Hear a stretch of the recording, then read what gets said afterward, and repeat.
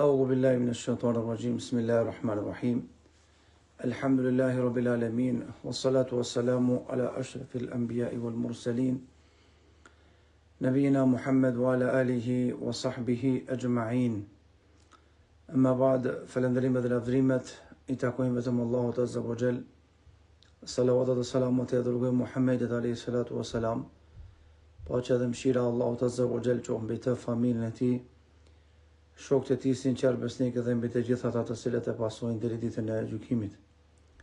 Të nderuar vëllezër dhe motra, jemi tek cikli i ligjëratave meditime kuranore, tek ligjëratat e syfirit. Jemi në surën e radhës, surën Naba, apo çish është e njohur te njerëzit amma yatasaelun.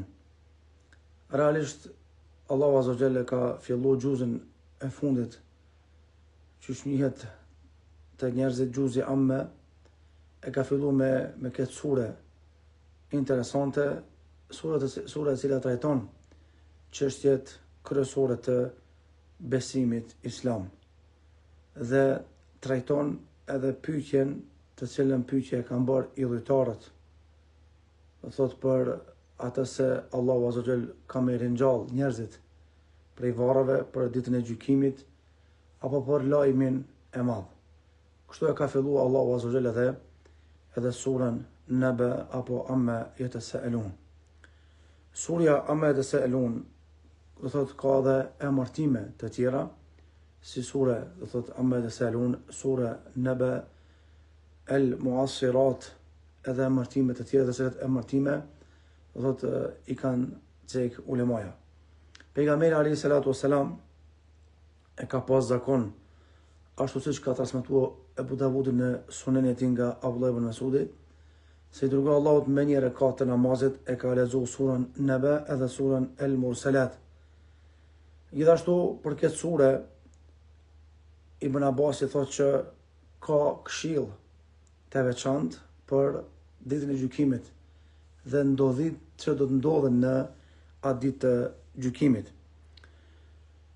Transmeton Ibn Abbas se pejgamberi alayhi salatu wasalam, do thotë dërguarit e Allahut, ju ka drejtu Abu Bekri. Edhe i ka thonë ja Rasulullah qad shayabt.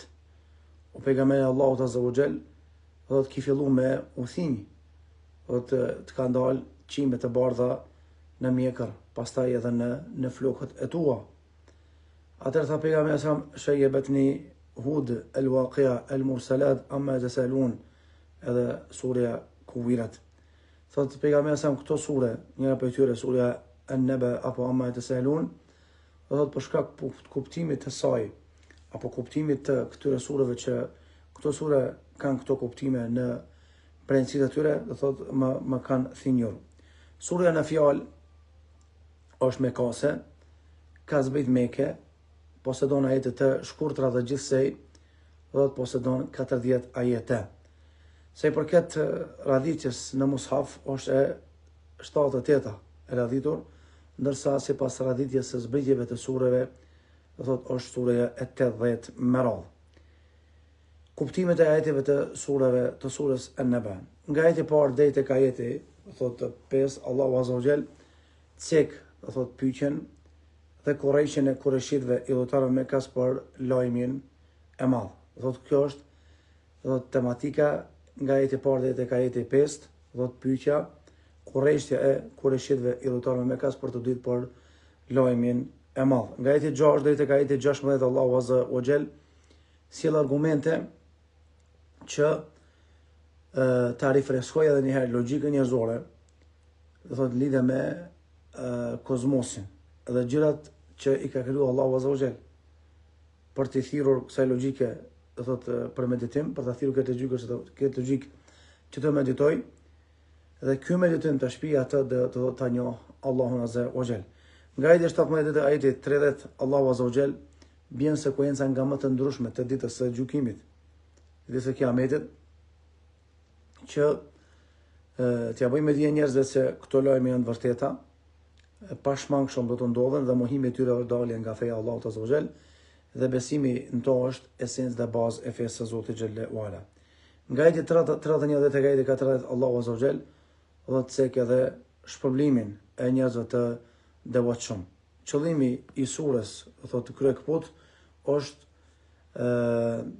vërtetimi dhe pohimi se Kurani është libër i saktë dhe se gjërat që do të ndodhin, do thotë nga vdekja deri tek dalja para madhërisë së Allahut azza për të dhënë llogari, janë realitet nga se lajmëron për të Allahu azza wa jall, do thotë përmes Kuranit famlar që nga Zoti nuk del asnjëherë gënjeshtër, po del gjithnjë, do thotë fjalë e vërtetë dhe fjalë do thotë që është larg nga e kota.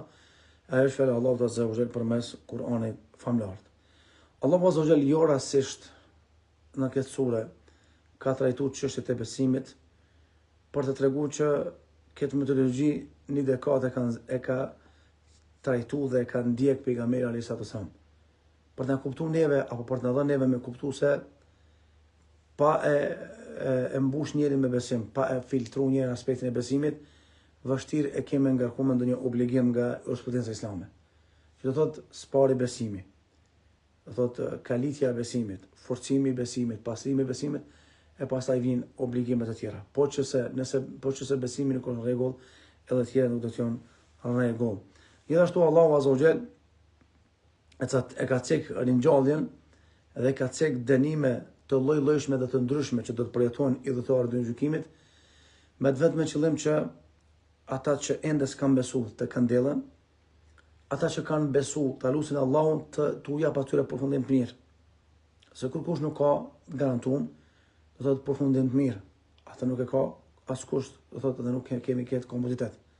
Përveç ata që ka pasur pejgamberi sallallahu alajhi wasallam dhe disa, do thotë sahabive që i ka përzuar me xhenet se kanë qenë gjallë sallallahu alaihi wasallam. Allahu azza wa jall pastaj cek edhe shpërblimet që Zoti xhelalu ala i ka përgatitur enkas për njerëzit e devotshëm që ti nxis besimtarët që të pajisin me devotshmëri. Dhe dënimet që i ka përgatitur për mohuesit në mënyrë që do thotë ata që kanë mohu të këndjellën dhe të kthejnë Allahu azza wa jall. Veçoritë e surës, do thotë An-Naba është veçoria e saj e para, që cekëm edhe në fillim të ligjëratës se pejgamberi sallallahu e ka pas zakon këtë surë me lexu, do thotë rekatën e parë në namaz në një rekat, së bashku me surën El-Mursalat, por në një rekat. Pastaj veçoria e dytë është se këtë surë nuk është përmend, do thotë emri Allahut azza wa jall Allah. Pastaj është surja e parë se përket sureve do të mesatare, të cilat surë fillojnë zakonisht nga surja El-Hujurat, e se sipas një mendime të dietarëve, do thotë është do të prej surës Qaf. Çdo thotë as nuk është shumë surë e shkurtër, as nuk është e gjatë, por është mesatare prej asaj dhe prej kësaj. Gjithashtu kjo surë përmban një ajet që realisht kjo ajet u fut frikë mbrana i idhëtorëve mohuese, mushrikinëve. Ajeti do thotë është fadhuqu falan nazidakum illa adhaba, shihoni dënimin nga se nuk kemi për të shtuar diçka tjetër jashtë dënimit të Allahut azza wa jall. Allahu subhanahu wa taala pyetjen e kurajshve për ditën e ringjalljes, për ditën e kiametit nuk tha kiameti, ringjallja, po e përmendi si term nabail azim.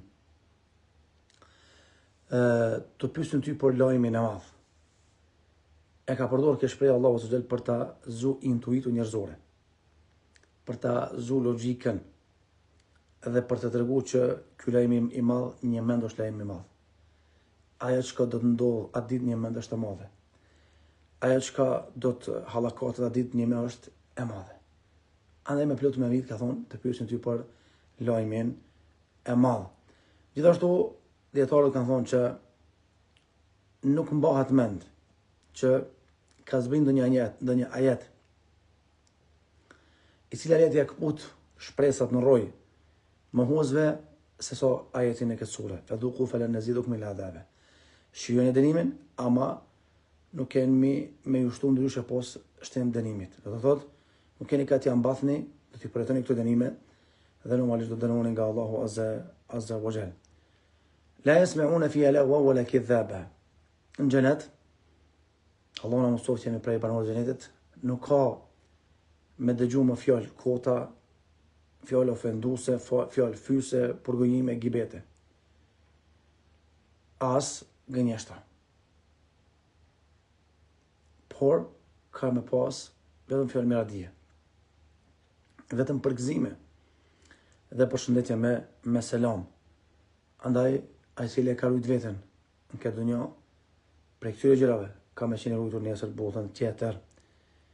Gjithashtu, Allahu Azza wa Jall ka përdorur në këtë sure këshillat e cilat e zgjojnë intuitin njerëzore për të marrë mësim. Faman sha'a ittakhadha ila rabbihi ma'aba.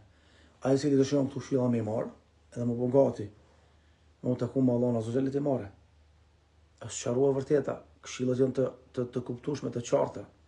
Pse mos me besu, pse me mohu? Pastaj Allahu Azza wa Jall tregon që inna anzarnakum adhaban qariba. Në ju kemi të rek vrejqen, dhe për një ditë të afërmëve. Dhe i kanë thonë ditë të afërmëve se është dita e kiametit. Dhe normalisht njëri nuk ka me pa kur gjohë pas asaj që ka panu, edhe a ditë jo besimtari thoje, asi kur të bësha, do thot, dhe. Ebu Hurajra dhe Ibn Omeri kanë thonë që Allahu Azza wa Jall, do thot, pasi që ti qese në mejdan edhe kafshët, me marë hakën do një tjetërit, ja ka thyrë brinën, e ka dëmtu kështu më radhë, e thot kafshëve kuni të rabe, bëhuni pluhur dhe, edhe buhon. Kur të shofin idhujtarët që kafshët po buhon, dhe thot edhe ata nga frika se çka pason, thot më tutje, thot në ditë, çka thot, ja lejteni kun të rabe, asë se kur edhe unë të isha dhe kurse kafshët. Andaj mos e birë punën me i ra pishmona, ditë që pishman lëku s'ka dobi, mos e birë punën që mund të merru atë ditë, por përgatitu që të kalosh atë ditë bile pak më letë.